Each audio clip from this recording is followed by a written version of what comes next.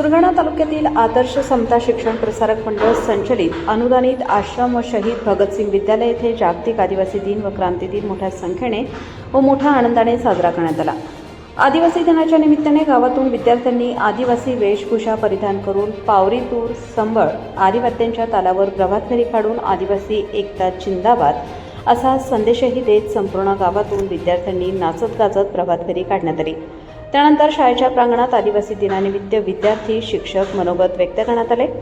आदिवासी दिनाच्या कार्यक्रमाच्या अध्यक्ष म्हणून संस्थेचे संचालक हिरामणदादा गावित, प्रमुख पाहुणे म्हणून कॉम्रेड कुसुमताई गावित, विद्यालयाचे प्राचार्य आर के मोरे, संस्था समन्वयिका निर्मलाताई गावित, संचालिका उर्मिलाताई गावित यांच्या उपस्थित कार्यक्रम अतिशय उत्तम प्रकारे साजरा करण्यात आला।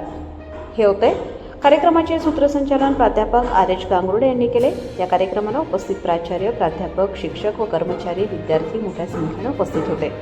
अशा पद्धतीने हा आदिवासी दिन मोठ्या आनंदात साजरा करण्यात आला। प्रबंधभूमी न्यूजसाठी सुरगाणा प्रतिनिधी भागवत गायकवाड। पैसे देणार त्याचे 3 लाखाचं शेड, 5 लाखाची जनावरं आणि 2.5 लाखाचं तुम्हाला सामुग्री, म्हणजे त्याच्यात दूध काढायचं, मिल्किंग मशीन, वरून उन्हाळ्यामध्ये जास्त गरम होऊ नये म्हणून फॉगिंग मशीन। फॉगिंग म्हणजे फक्त हे तुषार पद्धतीने पाण्याचे थेंब ज्या गायीच्या किंवा म्हशीच्या पाठीवर पडतील, थंडावार आहे याच्यासाठी आहे। त्यानंतर खाद्य थोडं ज्याला लागेल ते खाद्य त्याला पुरवलं जाईल।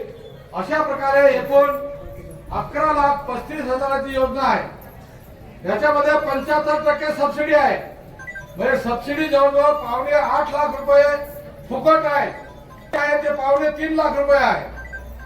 तर ही योजना जर कोणाला घ्यायची असेल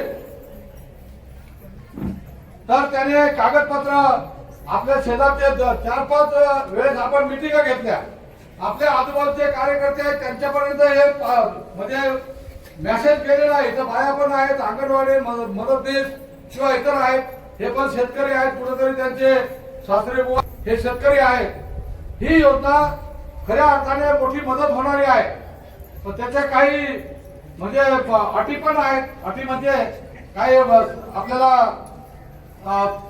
हे काही पाळावं लागेल।